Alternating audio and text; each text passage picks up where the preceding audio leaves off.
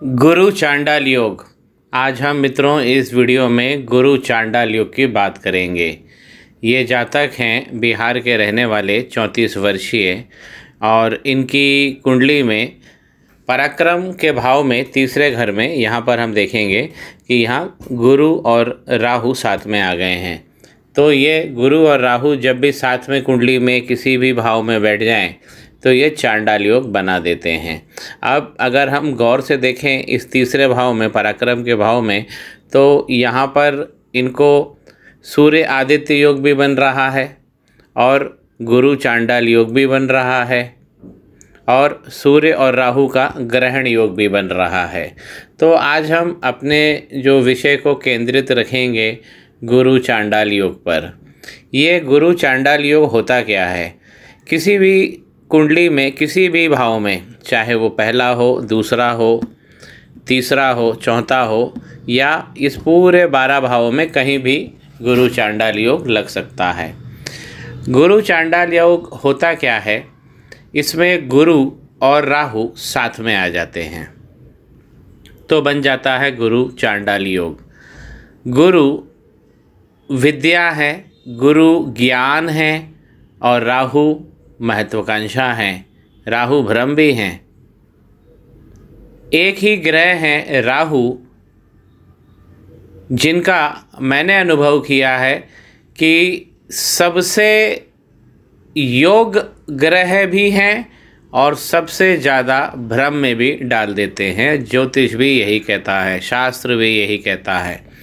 और राहु जब भी गुरु के साथ आ जाते हैं तो यहाँ पर देखिए, ज्योतिष ये बोलते हैं कि ज्ञान पे पर्दा पड़ जाता है, लेकिन ऐसा नहीं है। गुरु चांडाल योग की 2-3 कुछ महत्वपूर्ण बातें मैं आप लोगों से आज इस वीडियो में करूँगा। गुरु और राहु जब साथ बैठ जाते हैं तो गुरु ज्ञान है तो राहु महत्वाकांक्षा भी हैं। एक ही ग्रह है राहु जो हमारी समस्त महत्वाकांक्षा को पूरा कर देते हैं। जब व्यक्ति सपने देखता है, बड़ा होना चाहता है, बड़े धनराशि कमाना चाहता है, अपने कद को, प्रतिष्ठा को बढ़ाना चाहता है, तो ये उसकी महत्वाकांक्षा होती है। अपने व्यक्तित्व को महत्व देना चाहता है, अपने ज्ञान बुद्धि बल का लोहा मनवाना चाहता है, तो कुंडली में हम राहु को देखते हैं। और राहु ही ऐसे ग्रह हैं जो अकेले इस महत्वाकांक्षा को पूर्ण कर सकते हैं। गुरु चांडाल योग जब बन गया किसी कुंडली में तो उस जातक के पास 2 तरीके की विद्या आ गई। देखिए, ये 2 विद्याओं का समावेश हुआ। गुरु ज्ञान है तो राहु महत्वाकांक्षा है, भ्रम भी हैं। अब जो ज्ञान है, अब बहुत सारे ऐसे जातक हैं जब वो सुबह उठते हैं गुरु चांडाल वाले, तो उनको ऐसा फील होता है कि वो एक ऋषि मुनियों जैसा बिहेव करते हैं। उनका आचरण ऐसा होता है, उनका चरित्र ऐसा होता है, क्या अच्छा है क्या बुरा है उन्हें पता होता है। लेकिन शाम होते होते तक हो सकता है कि वो कुछ नशा भी कर सकते हैं, या जैसा सवेरे उनका चरित्र था शाम को नहीं रहेगा। क्यों? क्योंकि राहु का भी समावेश है उसके अंदर। जब ऐसे लोग ज्ञानियों की सभा में जाएंगे तो काफ़ी मुखर होते हैं, वाद विवाद में तो उस्ताद होते हैं ये लोग, तो ज्ञान पर भी ये लोग वाद विवाद कर सकते हैं। और जहाँ भ्रम है, जहाँ महत्वाकांक्षा है, जहाँ हम नकारात्मक विषयों के बारे में हम जब बात करते हैं तो उधर भी ये वाद विवाद बहुत अच्छा कर लेते हैं। तो इन दोनों चीज़ों का एक मिश्रण हो जाता है व्यक्तित्व में। इसको और थोड़ा सा विस्तार में देता हूँ। गुरु ज्ञान है तो राहु महत्वाकांक्षा है, भ्रम है। ये चांडाल होता क्या है? चांडाल कहते हैं हम शमशान घाट में जब शव जलते हैं, डेड बॉडीज़ को हम क्रिमेट करते हैं फ्यूनरल के बाद में ले जाकर, तो वो चांडाल जो होता है वो शमशान घाट का चौकीदार होता है। वो हमारी मदद करता है, वो लकड़ियाँ लाता है, उसका काम है शमशान की व्यवस्था को रखना, व्यवस्था को बना के रखना, उसका प्रबंधन करना। और शव को जब अग्नि दे दी जाती है तो उस अग्नि जब तक वो अस्थियों में नहीं तब्दील हो जाती है तब तक उसका कार्य कंप्लीट नहीं होता है। नदी किनारे भी, गंगा किनारे भी आपने चांडालों को देखा होगा, और शमशान घाट में भी जो व्यक्ति सहायता करता है शव को जलाने में, लकड़ियाँ इकट्ठा करने में, उसे ही हम चांडाल कहते हैं। तो चांडाल का होना भी ज़रूरी है जीवन में, क्योंकि जीवन की अंतिम क्रिया तो चांडाल ही करता है। गुरु चांडाल योग जब किसी व्यक्तित्व में आ जाता है तो इनके पास में प्लस और माइनस दोनों का उच्चतम ज्ञान हो जाता है। मैंने अपने अनुभव में, मेरे कार्यालय में जो लोग आते हैं, मैंने उनकी कुंडलियों में देखा है कि गुरु चांडाल वाले गुप्तचर एजेंसीज़ में काम करते हैं, भारत सरकार के बड़े जासूस बनते हैं ऐसे लोग। क्योंकि जिसके पास नेगेटिव ज्ञान भी होगा तो वही तो क्रिमिनल्स के पीछे, देश के दुश्मनों के पीछे भाग पाएगा, उन्हें पकड़ पाएगा और लोगों को न्याय दिलवा पाएगा। आप अगर बाज़ार में गोली चला देते हैं तो भगदड़ मच जाएगी, लेकिन वही गोली जब आप सीमा पर दुश्मनों के विरुद्ध चलाते हैं आपको इनाम मिलता है, आपकी महत्वाकांक्षा और बढ़ जाती है, बड़ा इनाम मिलता है, बड़े बड़े चिन्ह मिलते हैं, चक्र मिलते हैं जिन्हें आप अपने कंधों पर लगाते हैं। ये महत्वाकांक्षा की पूर्ति हुई।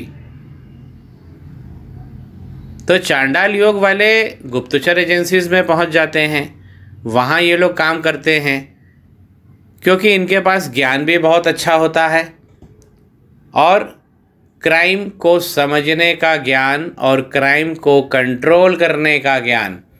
तो क्राइम को समझने का ज्ञान उनको गुरु से मिल जाता है और राहु भी इसमें मदद करते हैं।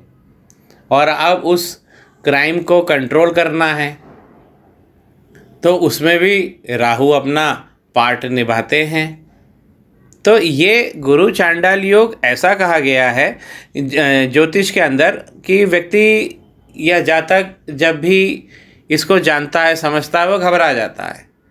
नहीं, घबराना नहीं है, ये कोई विषैला सांप नहीं है चांडाल योग। ये तो आपको विद्या मिली हुई है।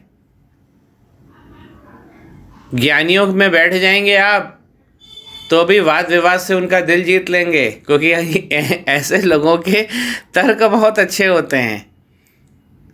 और अगर चांडालों में बैठ जाएंगे तो भी आप उनसे भी वाद विवाद कर कर उनका दिल जीत लेंगे। कुंडली पर वापस लौटते हैं। जब भी चांडाल योग लगा होता है कुंडली में तो हमको सबसे पहले ये देखना पड़ता है, वो किसी भी घर में लग सकता है, 12 की 12 जो हमारे भाव होते हैं, लेकिन सबसे जो महत्वाकांक्षा, सबसे महत्वपूर्ण जो चीज़ है वो देखना पड़ता है कि राशि कौन सी बैठी है वहाँ पर। अब जैसे इस राशि में गुरु चांडाल योग लगा हुआ है, अब राहु का एक प्रवृत्ति है, राहु देव की एक प्रवृत्ति है कि वो जिस ग्रह के साथ बैठ जाते हैं उसी का फल देने लगते हैं, क्योंकि वो बहरूपी बन जाते हैं। अब यहाँ पर जो राशि बनी वो है मीन। अब मीन राशि बनी और साथ में गुरु भी यही बैठे हुए हैं, गुरु अपनी ही राशि में बैठे हुए हैं, मीन राशि में। तो जब गुरु अपनी ही राशि में बैठे हों और चांडाल योग बन जाए तो ये सबसे श्रेष्ठ हो जाता है। ऐसा व्यक्ति बहुत महत्वाकांक्षा वाला हो जाता है और स्वाभिमानी हो जाता है, अपने आप को महत्वपूर्ण समझता है और ऐसे कार्य कर गुजरता है कि जीवन में उसका जीवन का जो महत्व है उसे वो अचल स्थापित कर लेता है। तो जब भी चांडाल योग अगर ऐसा लगा है कि वो गुरु की ही राशि, गुरु अपनी स्वयं राशि में बैठे हुए हैं और राहु भी वहाँ बैठ जाएं, तब ये उस गुरुत्व को, राहु भगवान उस गुरुत्व को 5 से 10 गुना कर देते हैं। तो ऐसा इस कुंडली में बन रहा है ऐसा योग।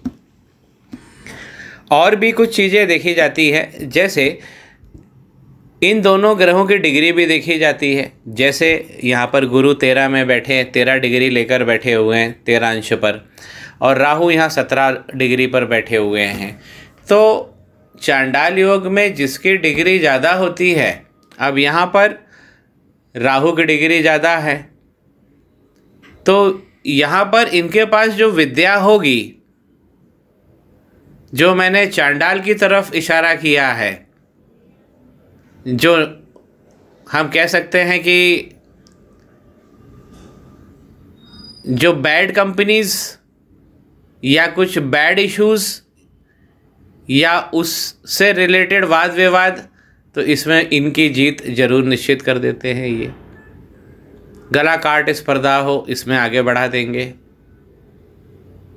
विद्या का काम हो और अगर गुरु की डिग्री ज़्यादा होती है तो गुरु आगे बढ़ जाएंगे। तो चांडाल योग में ये जरूर देख लेना चाहिए कि डिग्री किसकी ज़्यादा है। अगर राहु की डिग्री ज़्यादा है तो राहु का प्रभाव ज़्यादा रहेगा ज्ञान शक्ति पर, और अगर गुरु की शक्तियाँ, गुरु के अंश ज़्यादा है राहु से, तो ज्ञान शक्ति प्रबल हो जाएगी। दोनों ही स्थितियों में फ़ायदा होगा। बस व्यक्ति को जो अपनी जातक को जो उसका उपागम है, अप्रोच है जीवन में काम करने की, उसमें तब्दीली लानी पड़ती है। अब वो क्या तब्दीली लानी पड़ती है भाई? चांडाल योग लगा हुआ है तो व्यक्ति उस क्षेत्र में जाना चाहेगा जहाँ ज्ञान के साथ पराक्रम भी होगा। ये चांडाल योग की खूबी है कि व्यक्ति अपने आप को ज्ञान के क्षेत्र में सिद्ध करके संतुष्ट नहीं होगा, उसे उसमें उसको पराक्रम भी चाहिए, और यही दे देते हैं गुरु चांडाल योग कि ज्ञानियों की सभा में जाकर बैठेंगे तो भी श्रेष्ठ हो जाएंगे आप, और चांडालों की सभा में चले जाएंगे तो वहाँ भी गुरु बन जाएंगे। नुकसान क्या होता है? नुकसान ये होता है कि गुरु चांडाल योग एक बहुत तेज ऊर्जा चक्र होता है, और उस ऊर्जा चक्र को हमको यथावत अपने प्रयोजन में इस प्रकार इस्तेमाल करना चाहिए कि उसका श्रेष्ठ परिणाम निकलकर हमारे पास में आए।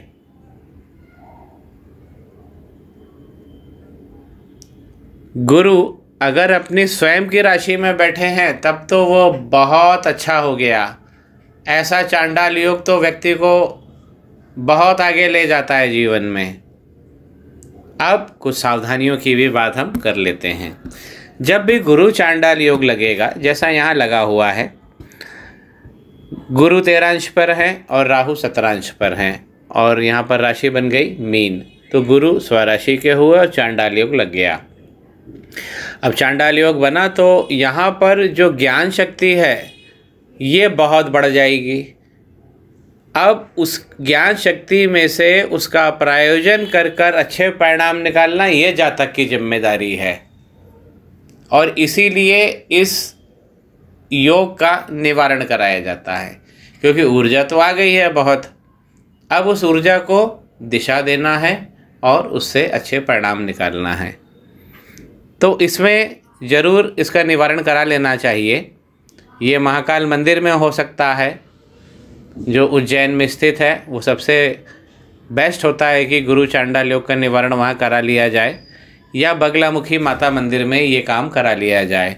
तत्काल इसमें इफ़ेक्ट मिलता है, और जो प्रयोग धर्मिता है व्यक्ति की, व्यक्तित्व की, वो बहुत बढ़ जाती है।